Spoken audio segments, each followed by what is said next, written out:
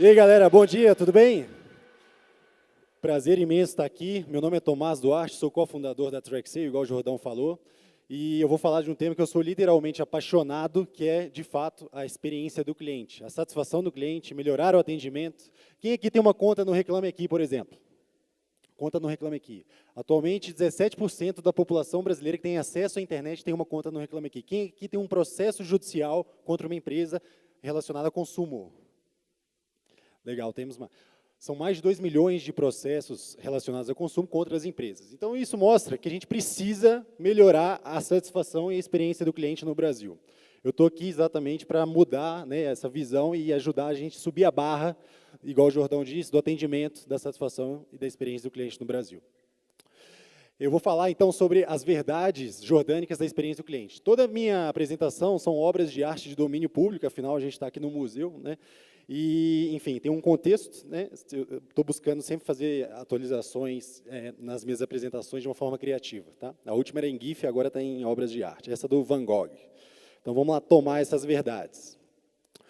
Galera, quando eu comecei, há 7 anos, essa minha última empresa, eu jamais imaginei que a gente iria, hoje, né, impactar 160 milhões de consumidores em 10 países, monitorando indicadores de desempenho da experiência do cliente.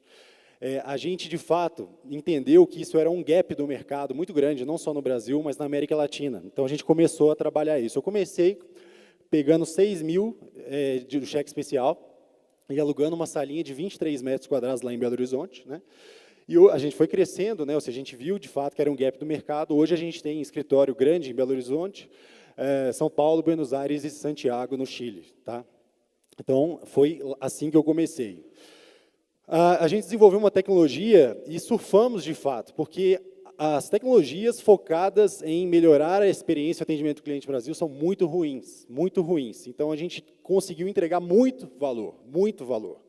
E quando você entrega valor, você nada de braçada, né? Então, a gente cresceu muito rápido, de fato, né? A gente duplica até hoje, todo ano, né? A gente tem 60 e poucas pessoas na equipe. E isso mostra a primeira verdade, né? A primeira verdade jordânica sobre a experiência do cliente no Brasil é que a experiência do cliente no Brasil é um lixo, né? 70% das empresas no Brasil nunca fizeram pós-venda, nunca se preocuparam com o pós-venda. Veja só mais um indicador, né? E, atualmente, quando 89% dos clientes, eles migram de empresas, ou seja, vão para uma empresa concorrente depois de uma experiência pobre. Então, a gente tem uma grande oportunidade de fazer diferente e cativar, de fato, o cliente, oferecendo sempre um alto nível de serviço em todos os pontos da jornada do cliente. Aí eu convido, né, igual o Richard Branson, da Virgin, ele sempre fala, se algo te frustrou, monte um negócio. Então, para quem quiser montar empresa na área de experiência do cliente no Brasil, vai dar certo, vai ter sucesso. Monte algo que entregue valor e você vai crescer muito. Quem aqui está querendo montar uma empresa? Aí, ó, tem grande oportunidade, tá? Eu estou montando uma spin-off agora, né? A segunda verdade jordânica é que o ecossistema de experiência do cliente é pelado, ele precisa ser incrementado e fomentado. Em 2011, eu e mais um amigo, a gente teve a ideia de fundar a Associação Brasileira de Startups, a AB Startups, como é chamado, né, a ABS, tem várias iniciativas, hoje a sede é em São Paulo, e foi exatamente para fomentar o ecossistema, ou seja, a gente queria melhorar as startups brasileiras, ajudar a subir a barra, né? E lá em Belo Horizonte tem um valley, né, um ecossistema também muito forte, que eu atuei muito, chama São Pedro Valley, e é uma das formas mais legais de você melhorar o seu negócio, ajudando o ecossistema. Então, hoje, na parte de experiência do cliente, a gente ajuda a fomentar o ecossistema. A gente precisa, em qualquer segmento que você atua, contabilidade, a galera da contabilidade aqui, ó. Isso aí. Precisa criar um ecossistema para fazer trocas, compartilhar informações, né? Existe almoço grátis, ou seja, vamos trocar informações para que a gente evolua juntos, né? Ou seja, todas as áreas têm a necessidade de ter um ecossistema forte. A experiência do cliente no Brasil é um ecossistema muito fraco e a gente está ajudando a melhorar isso, tá? A terceira verdade jordânica, ela é muito triste, né? Ela mostra que as grandes lideranças do Brasil, hoje, a gente atende as maiores empresas em várias verticais de mercado. Eu estou falando de bancos, seguradoras, empresas de tecnologia, companhias aéreas. Eu estou falando de empresas de todos os segmentos, tá? Inclusive fora do Brasil. Indústria, varejo físico, varejo online, por aí vai. A maioria das grandes lideranças, né, os C-level, os CEOs, eles não sabem gerir a satisfação do cliente e, pior, eles não sabem calcular o retorno de investimento disso. A gente sabe que investir na experiência do cliente traz retorno. Pega grandes companhias como Amazon, Apple e Disney, que são exemplos bem clichês, mas que são empresas referências em lealdade do cliente, né, lealdade do cliente. Essas empresas, de fato, elas têm essa cultura de calcular o retorno de investimento da experiência do cliente. Aqui no Brasil, a gente engatinha, eu consigo contar na mão quantas empresas no Brasil fazem isso.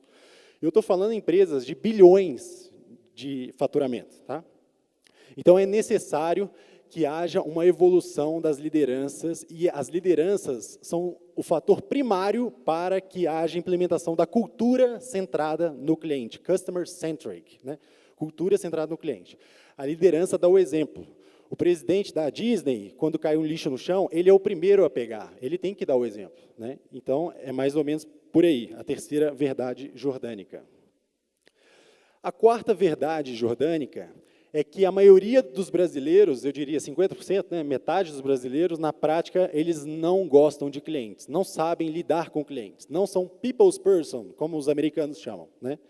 De colocar, ou seja, um sorriso no rosto, olá, bom dia, tudo bem, como posso te ajudar? Tenha um ótimo dia, estou aqui para te ajudar, como eu posso evoluir a sua experiência aqui na nossa empresa? Né?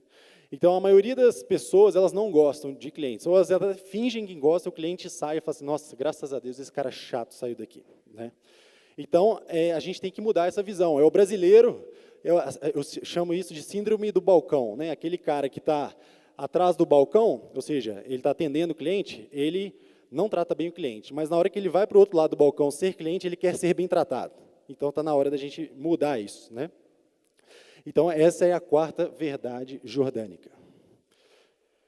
A quinta verdade jordânica, com essa bela obra do Utagawa, né, Kuniyoshi, um artista japonês muito famoso, mostra que os profissionais brasileiros são tapados, ou seja, não sabem aprender ou fazer parcerias com concorrentes.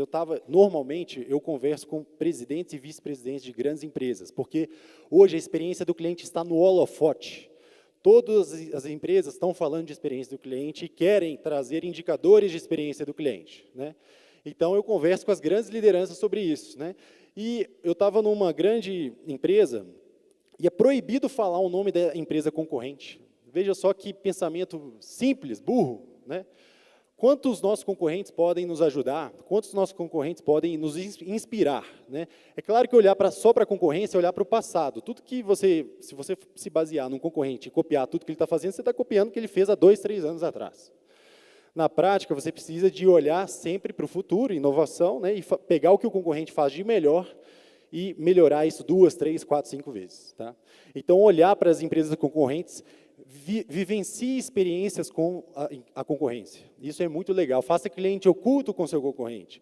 Anote todos os pontos mais tops. Né? Eu estava com o presidente de uma maior construtora do Brasil, ele falou assim, ó, eu mando meu diretor de engenharia e visitar os apartamentos das empresas concorrentes a cada 3 meses. Anota todos os pontos positivos e traz para a gente. Isso, sim, é saudável. A sexta verdade é que o barco vai afundar para muita empresa gigante. Né? Então, são novas empresas que vão chegar e destruir tudo.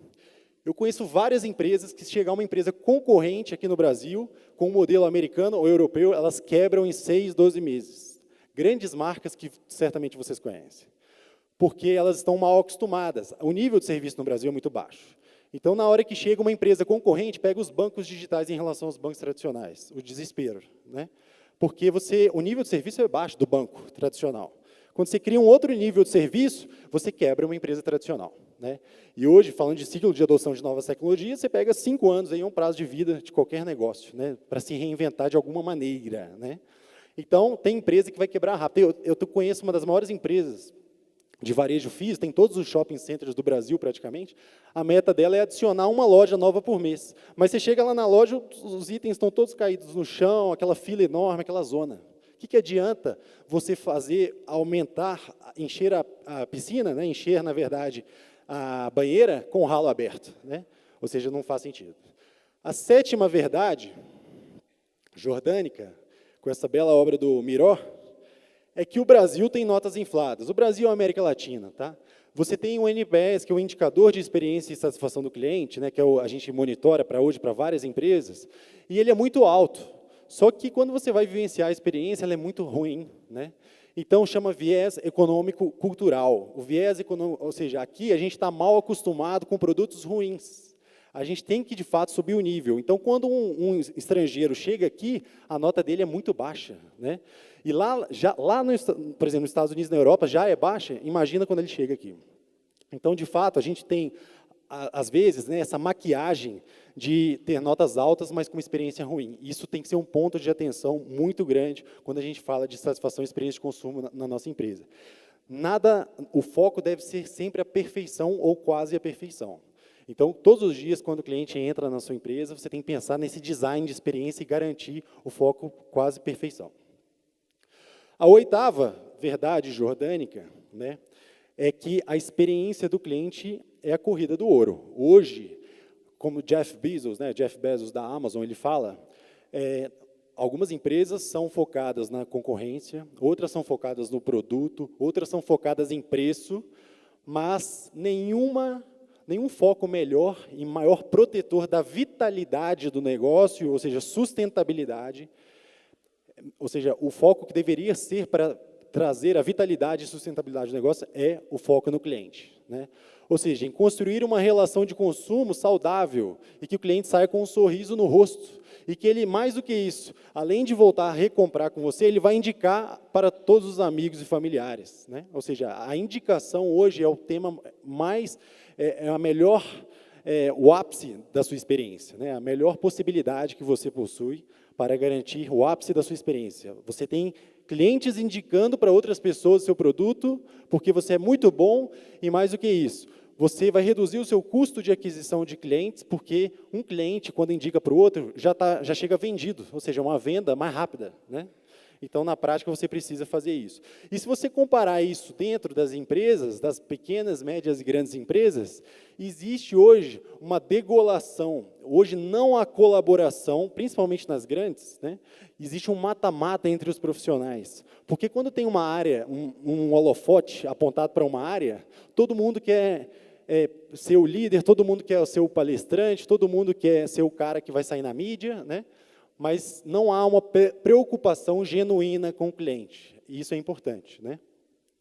Então, são aborrecimentos diários dentro das empresas que mostram que, na prática, é necessário pensar mais em colaboração, né? Pensar mais, enfim, em give back, ou seja, de ajudar o amigo, o próximo, né? Pensando, de fato, no cliente. E não simplesmente para você ser o grande destaque na mídia, dentro da sua empresa, né? A nona verdade é que dá para se diferenciar muito pouco, né? Passando uma maquiagenzinha no Mao Tse Tung, igual o Andy Warhol fez, né? O fato é que não precisa de muito dinheiro para evoluir a experiência do cliente. Não precisa de muito dinheiro. É necessário investimento de tempo, suor, dinheiro, um pouco, para começar. Se você quiser revolucionar, aí sim, você precisa de muito dinheiro.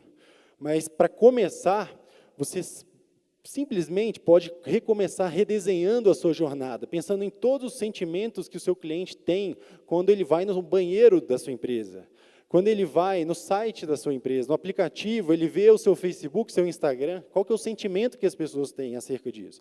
Será que esse design dessa jornada da experiência está alto? Será que eu estou entregando alto padrão em todos esses pontos de contato da experiência do cliente, né? Então, na prática, é necessário redesenhar isso e garantir que você tenha sempre sentimentos positivos em cada um desses pontos. Aí você vai construindo um elo da experiência do cliente. Não é só o preço, não é só a localização, não é só o prazo de entrega, não é só, enfim, a qualidade do produto ou serviço. Isso já é o básico. Todas as empresas já fazem, ou deveriam fazer, né? Agora, você tem que pensar em todas as possibilidades nesse design de experiência do cliente. E começar enxuto, né? Eu estava numa grande empresa também, né? E a equipe falou assim, nossa, mas a gente nunca tem dinheiro para investir, né? Eu falei, cara, eu comecei, né, com uma salinha pequena, e, enfim, a gente fez, pegar e fazer, né? Então, intraempreendedorismo, né, ou seja, começar a fazer dentro da empresa, uma grande, por exemplo, ou não importa o tamanho, na prática é uma possibilidade muito legal, né? Pega hoje a internet, conteúdo, networking, ferramentas todas disponíveis, né? Trials gratuitos e por aí vai.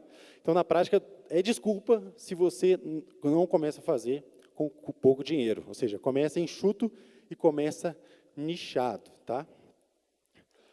O futuro, essa é a 10ª verdade jordânica. Jordânica é bombástico, né? O futuro é realmente preditivo e nós iremos dominar o mundo, né? Aí eu estou falando no sentido amplo e pequeno também, macro e micro, né? O futuro é preditivo. Quando a gente fala de experiência do cliente, a gente tende a investir sempre em mecanismos que antecipem o comportamento ou o sentimento do cliente. Então, quando a gente fala de jornada da experiência do cliente e pilares da experiência do cliente, hoje nós temos, basicamente, o pilar, que é o chamado pilar descritivo, que é, ou seja, eu tenho elementos e dados que mostram, de fato, como foi a experiência do cliente. E esse pilar descritivo se divide em dois, que é o pilar, a parte, né, objetiva e a parte subjetiva. Subjetiva é a opinião do cliente. Ele saiu da sua empresa, você manda um WhatsApp, um SMS, um e-mail, e faz com uma pergunta simples, né, o quanto ele recomendaria a empresa a um amigo ou um familiar, por exemplo. Então, você está trazendo a opinião desse cliente, o feedback, que é essencial. Só que, por outro lado, existem dados objetivos. Por exemplo, se o cliente ficou 30 minutos para espera na fila, né, para ser atendido, na prática, isso é um dado que já mostra, ou seja, um fato, ou um ato, que mostra, de fato, que ele teve uma experiência ruim, né? Afinal, hoje, ninguém quer esperar 30 minutos para ser atendido. Então, você tem que somar essas camadas objetivas e subjetivas dentro dessa camada descritiva, para começar a agrupar os clientes em grupos, né, em clusterizações, dizendo, olha, esse cliente aqui está tendo experiência ruim, porque ele deu nota 0, porque ele está demorando para ser atendido. Então, ele tem uma predição, ou seja, tem uma perspectiva de cancelamento, né? Ou seja, ele vai cancelar a assinatura do Netflix, porque o produto nunca funciona, etc., né? Então, através das predições, da clusterização, você tem que gerar prescrições, ou seja, ações, hoje, praticamente em tempo real, né? O tempo de resposta hoje das empresas é diretamente proporcional à satisfação do cliente. Então, se você demora para atender o cliente, certamente ele vai te avaliar mal. Então, as prescrições, ela tem que ser em tempo real. Então, o cliente está dentro do shopping, por exemplo, de uma rede de varejo físico, ele tem que já receber o contato de uma insatisfação dentro do shopping ainda, né? Ou seja, é em tempo real. E a questão de dominar o mundo, né? Aí eu vou falar no meu objetivo. Hoje, né, nós temos 60 e poucas pessoas na equipe, mas em 2024, que é o nosso planejamento, a gente acredita que vai chegar em 500 pessoas e estar presente nos 5 continentes, com a nossa tecnologia brasileira, medindo a satisfação dos clientes, indicadores de satisfação do cliente, né? E é claro que a gente tem um potencial hoje de criar outras tecnologias e ferramentas e experiências de consumo que sejam referências não só para o Brasil, mas para o mundo inteiro. A gente tem que pensar grande, né? A gente tem que fazer um banco 10 vezes melhor que o Nubank, que o Banco Inter, que o Banco Neon, não importa, o original, né? Bancos digitais. Porque a Inglaterra, a Austrália, o Japão precisam disso também, entendeu? Ou seja, a gente tem que mudar e pensar grande, tá? Galera, é isso. Eu queria convidar vocês a montarem negócios, a mudar a visão, aumentar o nível de serviço. A indicação do nosso blog gratuito também, que é o satisfaçãodeclientes.com, né? Lá tem 1 milhão de conteúdos, mais de 500 artigos, 50 mil ferramentas. Coloco também muita coisa nas minhas redes sociais e vai ser um prazer sempre continuar essa conversa falando sobre a evolução da experiência do cliente no Brasil e no mundo. Muito obrigado pelo tempo de vocês. Estou disponível. Grande abraço.